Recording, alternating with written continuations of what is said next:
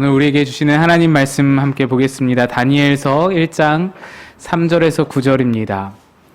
성경 구약 성경 1231페이지에 있습니다. 다니엘 1장 3에서 9절입니다.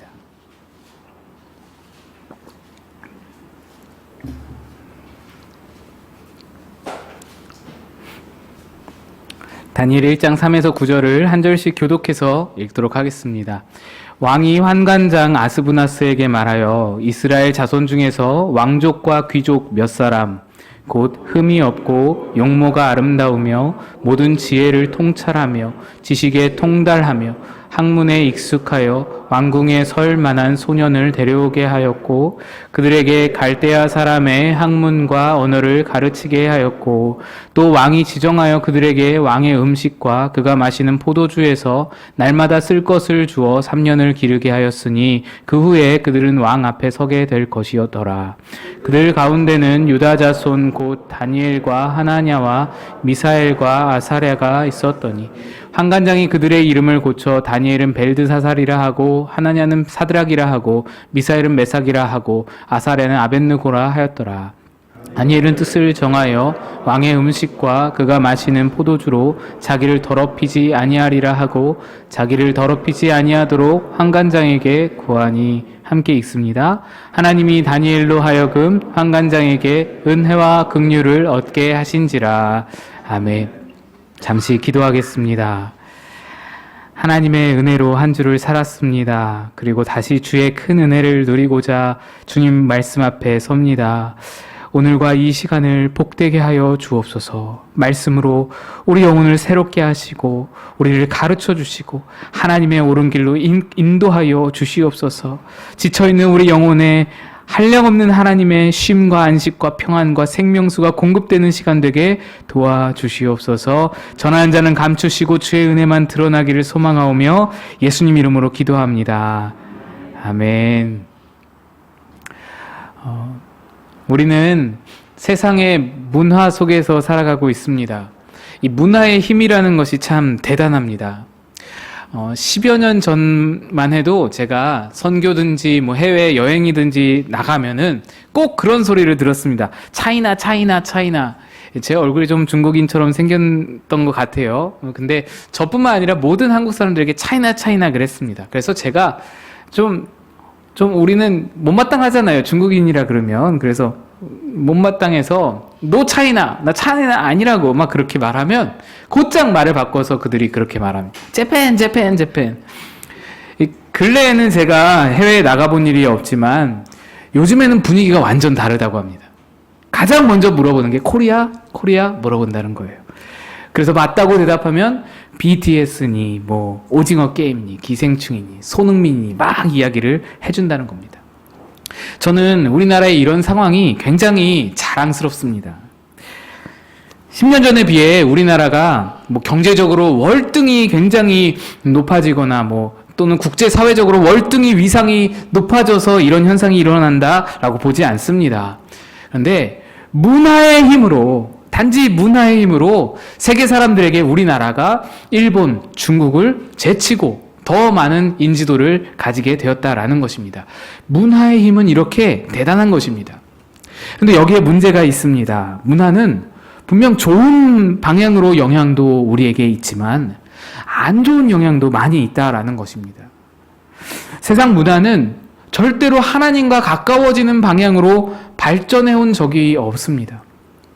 지난 2000년간 세상 문화의 그 역사를 쭉 보면 어떤 방향으로 발달해 왔는지를 보시면 금방 알 수 있습니다. 세상 문화는 날이 갈수록 하나님께 대해서 적대적으로 나아갑니다. 하나님을 대적하는 방향으로 나아갑니다. 그런데 우리는 어쩔 수 없이 그 세상 문화 속에서 그 문화의 영향을 받으면서 살아가고 있습니다. 사실 우리의 정체성이라는 것은 세상 사람들과 똑같이 문화의 영향 아래 그 문화에 휩쓸려가는 사람들이 아닙니다. 우리의 정체는 고린도후서 10장 5절에서 이렇게 말합니다. 하나님 아는 것을 대적하여 높아진 것을 다 무너뜨리고 모든 생각을 사로잡아 그리스도에게 복종하게 하니. 우리는 하나님을 대적하여 높아진 모든 문화의 영향을 받으면서 거기에 휩쓸려서 거기에 똑같이 그렇게 살아가는 사람들이 아니라 도리어 그것을 거스르고 그것을 역행하면서 하나님의 영향 아래로 그렇게 치열하게 나아가는 삶이 우리의 정체성이고, 도리어 세상의 문화에 휩쓸려가는 사람들에게 예수의 선한 영향력, 예수의 문화, 예수의 가치, 예수의 방식을 내 삶으로 치열하게 보여주면서 그렇게 그들을 건져내는 것이, 그들 또한 예수의 영향력 아래로 끌고 오는 것이 우리의 정체성이다라는 것입니다. 여러분의 삶에는 이 문화의 영향력 그리고 하나님의 영향력, 어떤 것이 더 많은 힘을 미치고 있으신가요?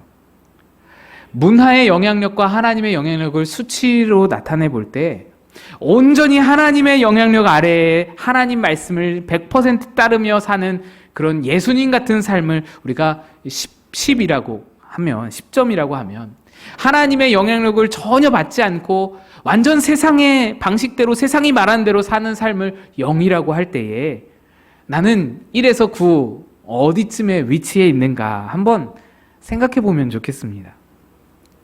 판단이 어려우시면 나는 과연 일상에서 뭘 할 때 가장 즐거운가?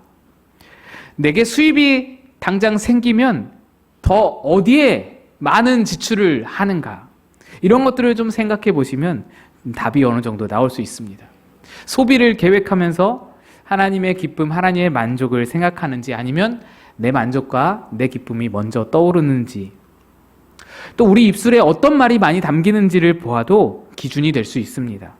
내 입의 말로 사람들에게 생명을 주고 하나님을 높여드리고 사람들을 격려하고 사랑을 베풀고 그런 말을 많이 하는지, 아니면 세상이 하는 대로 똑같이 불평할 때 불평하고 비난할 때 비난하고 욕하고 분노하고 그런 남에게 상처 주는 말들을 그냥 마구 생각 없이 쏟아내고 있는지, 또 나 스스로를 바라보는 그 시선도 판단 기준 중에 하나가 됩니다.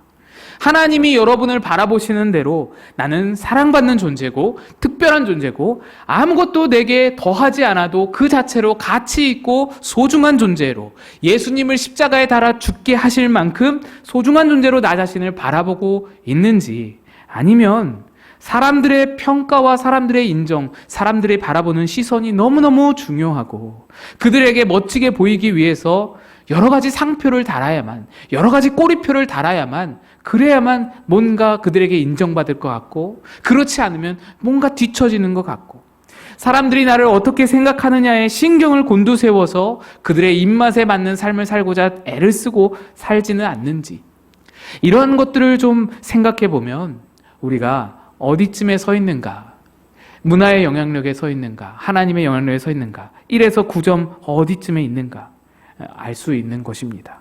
여러분은 어떠신가요? 하나님의 영향 아래 더 많이 서 계신가요? 아니면 이 세상 문화 가운데 더 많이 영향을 받고 서 계신가요? 이 말씀 드리는 이유는 여러분 점수 매기고자 하는 것이 아닙니다. 우리 상태를 한번 알아보자는 거예요. 생각해 보자는 겁니다. 나는 무엇에게 얼마나 더 많은 영향을 받고 살고 있는가 한 번만 생각해 보자는 겁니다.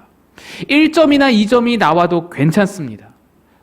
1점이나 2점이 나오는 것보다 더 큰 문제는 내가 그 상태라는 걸 전혀 인식하지 못하는 거예요. 내가 내 삶에서 어떤 것에 더 영향을 받고 있는지 전혀 모른 채 아무 생각 없이 아무 감각도 없이 여전히 그냥 모든 것을 수용하고 모든 것에 거리낌이 없고 모든 것을 그냥 그대로 해오던 대로 행하는 것, 이것이 더 큰 문제인 겁니다. 술에 거하게 취해서 인사불성이 된 사람을 보신 일이 있으실 겁니다. 술에 취했다라는 것은 술의 영향력 아래에 놓여 있다는 것이죠. 그런데 정작 당사자는 자기가 술의 영향을 받고 있다는 걸 잘 모릅니다. 지금 몸을 막 비틀거리고 혀가 막 꼬부라지고 있는데 그런 중에 하는 말이 뭔가요? 안 취했어. 나 괜찮아. 안 취했다고. 막 그러잖아요. 술이 이미 그의 이성을 마비시켰고 육체와 감각과 운동신경을 다 둔하게 했고 모든 판단력을 지금 흐릿하게 만들어 버렸는데, 그래서 평소 같으면 절대로 그런 일 할 사람이 아닌데 엉뚱한 일을 저지르잖아요. 공원 벤치가 자기 침대인 줄 알고 신발 가지런히 벗어놓고는 거기서 누워 잠을 잔다든지, 냉장고가 화장실인 줄 알고 문 열고 불 켜지네 하고는 소변을 본다든지, 이미 술의 지배하에 놓인 것이죠. 모든 사람이 그를 보고 저 사람 술 취했네 라고 보고 있는데 자기만 모르는 거예요. 자기만 난 술 취했다고 생각을 안 하는 겁니다. 만약에 우리가 세상 문화에 지나치게 도취되어서 세상 문화에 지나치게 휩쓸려 버려서 내 모든 행동, 모든 말, 모든 소비, 모든 생각, 모든 것에 세상의 지배를 받으면서도 전혀 문제의식을 느끼지 못한다면, 전혀 내가 그걸 인지하지 못하고 있다면 그러면 어떨까요? 만약에 우리가 이 세상적 삶의 방식에 지나치게 중독이 되어서 그것이 너무나 익숙하다 못해 몸에 배어버리기까지 하여서 하나님으로부터 얼마나 멀리 떨어져 있는지 전혀 느낄 수가 없다면, 그렇다면 우리가 어떨까요? 우리는 직시할 수 있어야 합니다. 내가 지금 무엇에 영향을 받고 있는지, 내게 다가오고 있는 이 영향력이 어디서부터 출발하는 것인지, 내게 떠오르는 이 생각들이 하나님의 선한 영향력인지 아니면 세상 문화의 영향력인지, 어떤 영향력 하에 있는지 내가 나 자신을 신중하게 판단할 수 있어야 합니다. 그리고 세상 문화 영향력을 치열하게 거스르고 역행할 줄 알아야 하며, 그 문화 속에서 지혜롭게 행동할 수 있는 결단력이 필요합니다. 그렇게 신중한 판단과 치열한 역행과 지혜로운 행동, 내가 치열하게 역행한다고 해서 세상을 막 다 돌려서고 그냥 절규하고 지내는 것이 아니라 지혜롭게 정중하게 행동하면서 그렇게 결단한 사람, 그 사람이 있습니다. 바로 오늘 본문의 다니엘입니다. 다니엘은 하나님을 경외하는 가정에서 철저하게 신앙교육을 받으면서 자라온 청년이었습니다.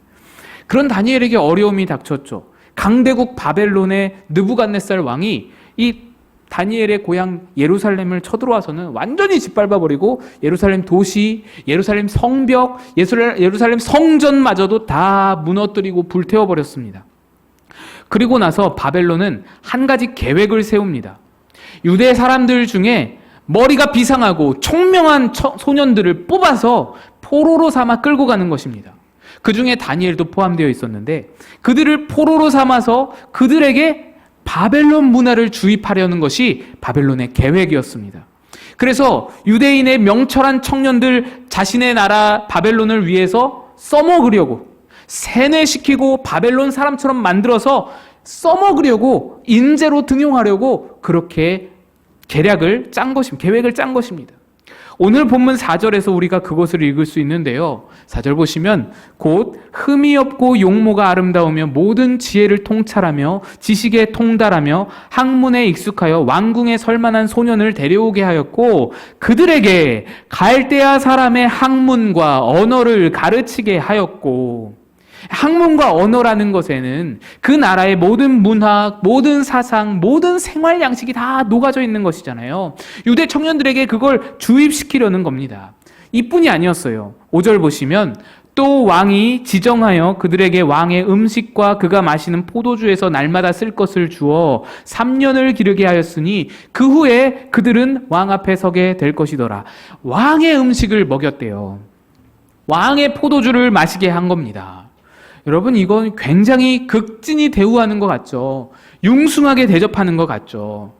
하지만 이것은 유대인을 완전히 바벨론 사람으로 바꾸어내고자 하는 그런 하나의 과정이었습니다.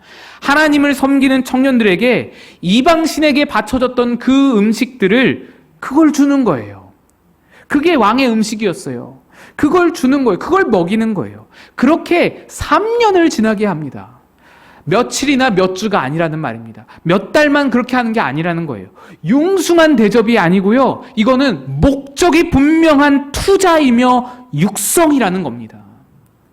그리고 나서 7절에는 그들의 이름마저도 바꿔버리죠. 바벨론은 유다 청년들의 언어를 바꿔서 바벨론 문화에 녹아지게 만들었고, 교육을 바꿔서 바벨론식 관점을 주입시켰으며, 마치 창씨개명하듯이 이름마저 바꿔서 정신마저, 민족의 정신마저 흔들어 놓고자 한 것입니다. 그런데 여기서 음식마저도 바꾸었다라는 것은요, 유대민족의 정기, 정식, 생각, 정체성 이런 것들을 바꾸면서도 육체마저도 바벨론 사람처럼 만들어 간다라는 거예요. 이게 그 의도입니다. 다니엘과 세 친구들에게 이것은 굉장히 심각한 일이었습니다. 영과 혼과 정신과 육이 모두 다 바벨론의 문화 영향 아래 노출되게 된 것입니다. 느부갓네살 왕은 이렇게 생각했겠죠. 만약 우리가 그들의 사고방식을 조금만 바꾸어낼 수 있다면 그들의 믿음이 바뀌어질 것이다.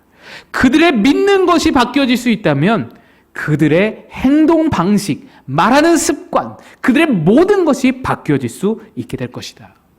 유대의 머리 똑똑한 아주 유능한 인재를 바벨론 사람으로 바꾸어서 우리가 써먹을 수 있을 것이다. 이 계획인 겁니다.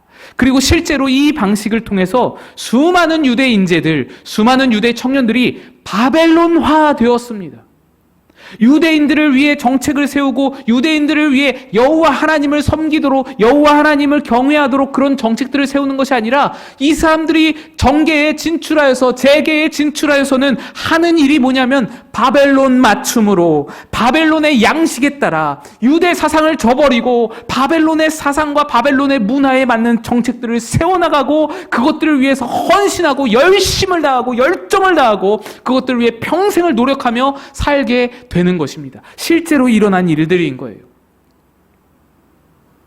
어린 시절에 유대 사회에서 하나님이 그들에게 주셨던 총명함, 하나님이 주셨던 지혜를 가지고 이제 평생을 바벨론을 위해서 살아가게 되는 겁니다.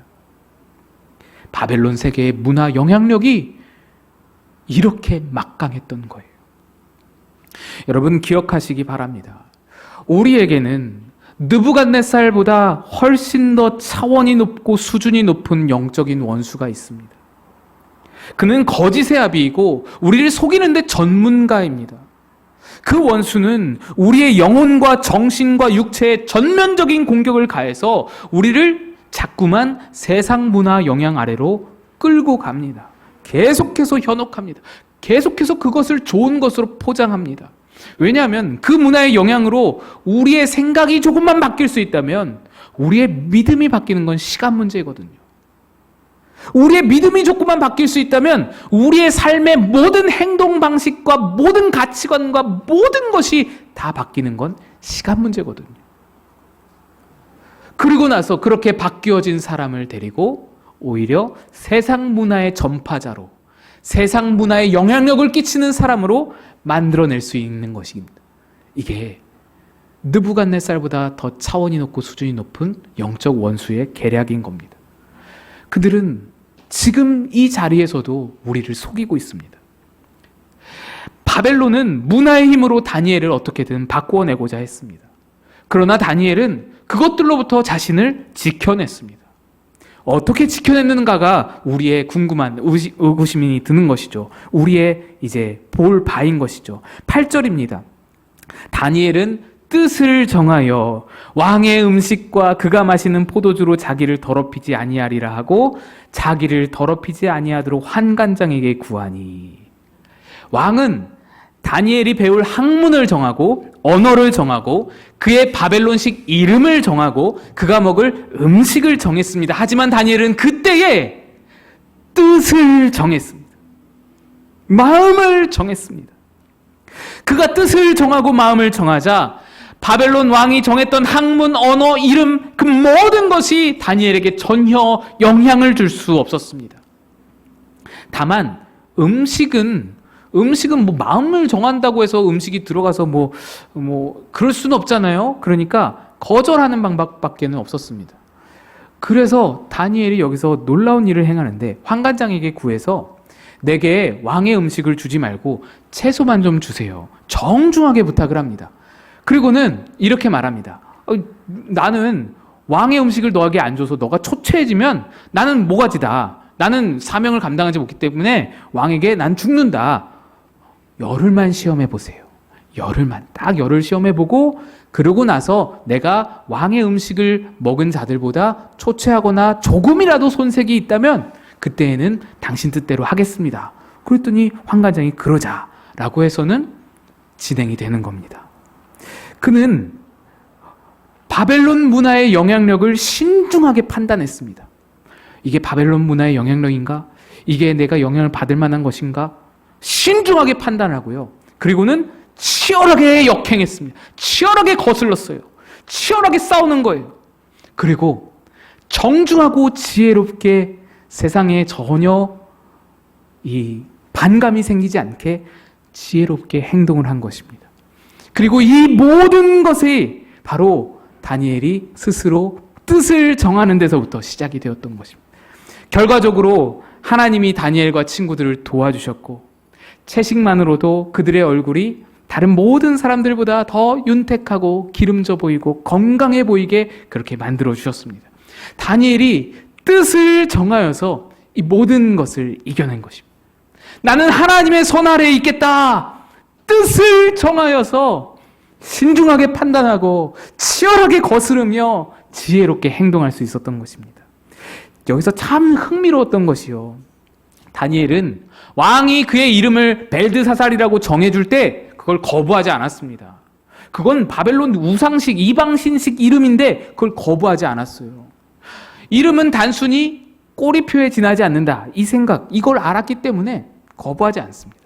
또 바벨론에서 수많은 학자들이 그들을 가르치고 학문을 가르치고 언어를 가르칠 때 그걸 박차고 자리를 박차고 나가지 않았습니다. 수용했습니다. 말해라. 내가 판단해서 내가 거르겠다. 세상의 영향을 거부하고 하나님의 영향 아래 살라라는 말은요, 세상과 담쌓고 지내라, 세상과는 절대로 친하게 지내지 말아라, 가까이 가지도 말아라, 이런 말이 절대로 아닙니다. 우리는 세상 사람들과 절규하고 배척하면서 수도원에 들어가서 살 수 없는 일입니다. 그러나 그렇다고 해서 모든 것을 수용하며 모든 것에 다 어울리고 휩쓸리며 살 수도 없는 노릇입니다. 다니엘이 다 수용해도 음식만큼은 아주 지혜로운 방법으로, 아주 정중하게, 아주 나이스하게 거절해내듯이 마음을 정한다라는 것은 그런 것입니다. 다니엘은 마음을 정해서 참여할 것과 거절할 것에 대해서 신중하게 판단해내고, 내가 거절할 것에 대해서는 치열하게 거스르면서 또한 사람들의 반감을 사지 않도록 지혜롭고 정중하게 행동했습니다. 그렇게 마음의 뜻을 정해서 선을 싹 그어뒀더니 하나님이 그를 도와주시고 하나님의 은혜와 긍휼이 그에게 덧입혀져서 모든 것이 순적하게 이루어지게 된 것입니다. 우리는 다니엘에게서 배울 수 있어야 합니다. 지금으로부터 20여 년 전에 제가 대학생 때 직장을 다니는 선배의 간증을 듣게 된 일이 있습니다. 그분의 간증 이야기인데요. 그분은 처음 직장에 취직하면서부터 술자리에 대한 고민을 가지고 이제 있었습니다. 그 고민은요, 단순히 술 마시면 죄야, 술 마시면 하나님께 벌 받는 거야, 이런 차원의 고민이 아니었어요. 나는 세상 사람들에게 예수의 창문인데, 세상 사람들은 나를 통해서 예수를 볼 텐데, 나를 통해서 하나님의 사랑을 보게 될 텐데, 이 창문이 더러우면 예수님을 잘 못 볼 것 아닌가? 이 창문이 더러워지면 예수를 더러운 예수로 보면 어떡하나? 이 창문이 더러워서 하나님의 사랑을 더러운 사랑으로 보면 어떡하나? 이런 생각에 고민이 있었던 겁니다. 그래서 술자리에서 나도 그들과 똑같이 술을 마시게 되면 그들이 나를 볼 때 어떤 예수를 볼 것인가? 어떤 하나님의 사랑을 볼 것인가? 이게 계속 고민이 되었던 거예요. 예수 믿는 사람도 별반 다를 거 없어. 우리랑 똑같아. 뭐 다를 게 뭐 있어. 그냥 교회만 가는 거야. 이런 소리가 너무 듣기 싫었던 거예요. 그래서 이 선배는 미리 뜻을 정했습니다. 절대로 마시지 않겠다. 그런데 막상 술자리에 참석하게 되니까 여러분 어떻습니까? 예상보다 훨씬 더 어렵고 험난한 상황이 펼쳐지는 거예요. 잔을 딱 거절하니까 분위기를 깬다느니, 예수 믿는 것들이 이래서 문제라느니, 사회생활을 어떻게 하려고 하냐느니, 심지어 나는 장로 아들이야, 내가 따르는 술은 거룩한 술이야, 받아 마셔, 이렇게 집중포화를 받게 되는 겁니다. 도저히 견디지를 못하고 어쩔 수 없이 받아서 엉겁결에 마시게 되었습니다. 근데 여기서 끝이 아닙니다. 이분이 포기하지 않았어요. 또다시 마음을 정했습니다. 그리고 또다시 술자리가 열렸어요. 그리고 거기서 또다시 술잔을 거절했어요. 그랬더니 이번에는 지난번보다 더 거센 비난이 쏟아졌습니다. 아니, 아직도 정신을 못 차렸나? 내가 또다시 말해야 되냐고. 이번엔 장로 아들에서 목사 아들까지도 막 거론이 되었습니다. 내가 아는 목사 아들 뭐 술고래다 뭐 다 나오는 거예요. 그런데 이 선배가 그 자리에서 벌떡 일어나서 최대한 밝은 표정으로, 최대한 정중하게, 최대한 부드럽게, 선배님들 정말 죄송합니다. 제가 또다시 분위기를 깼습니다. 정말 죄송합니다. 하지만 제가 술만큼은 마실 수가 없을 것 같습니다. 술 말고 제가 다른 거는 정말 최선을 다해서 열심히 해보겠습니다. 술 말고 선배님들 마음에 들 만한 거 내가 정말로 다 열심히 해내겠습니다. 그런데 이 술만큼은 제발 저에게 거두어 주시면 좋겠습니다. 한 번만 봐주십시오! 이랬다고 합니다. 그랬더니 분위기가 좀 풀리고 얼추 넘어가는 분위기였습니다. 그런데 술자리 내내 이 선배는 정신을 똑바로 차리고 오로지 나는 예수의 창문이다.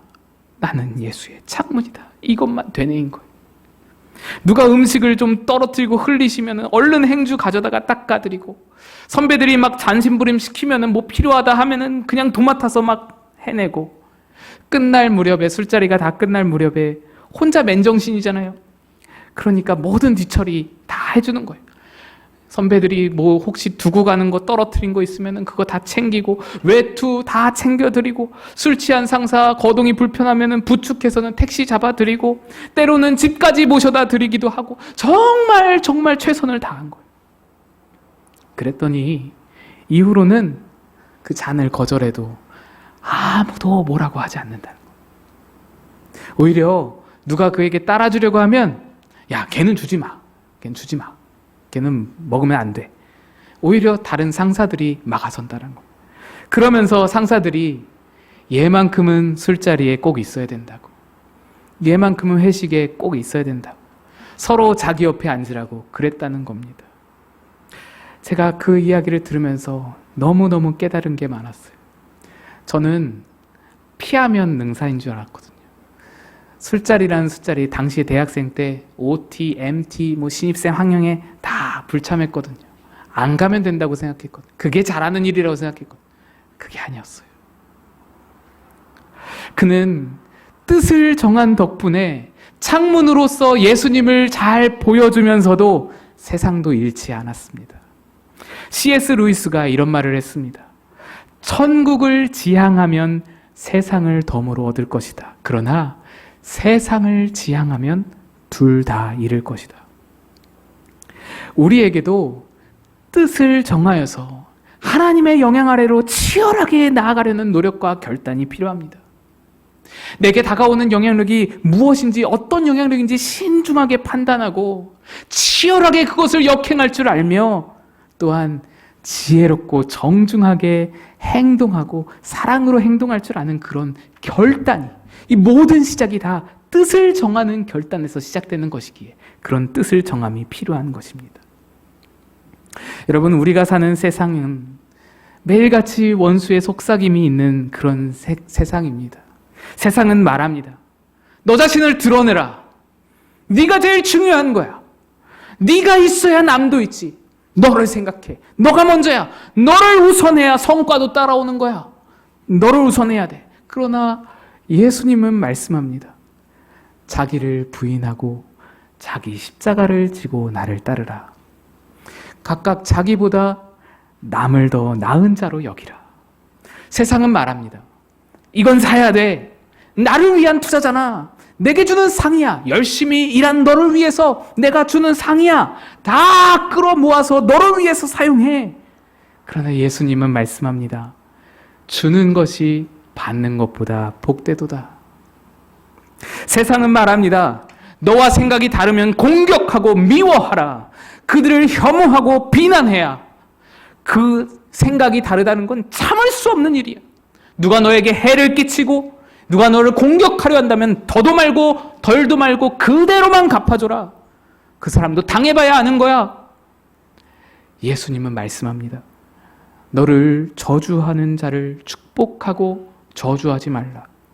악을 악으로 갚지 말고 선으로 악을 이기라.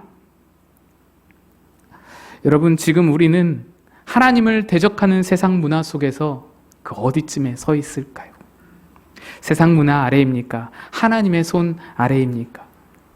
이제 우리는 뜻을 정해야 할 때인 것 같습니다. 우리 함께 찬양했으면. 네. 설교 마치고 이래서 참 감사합니다. 우리 세상의 유혹 시험에 함께 찬양하겠습니다.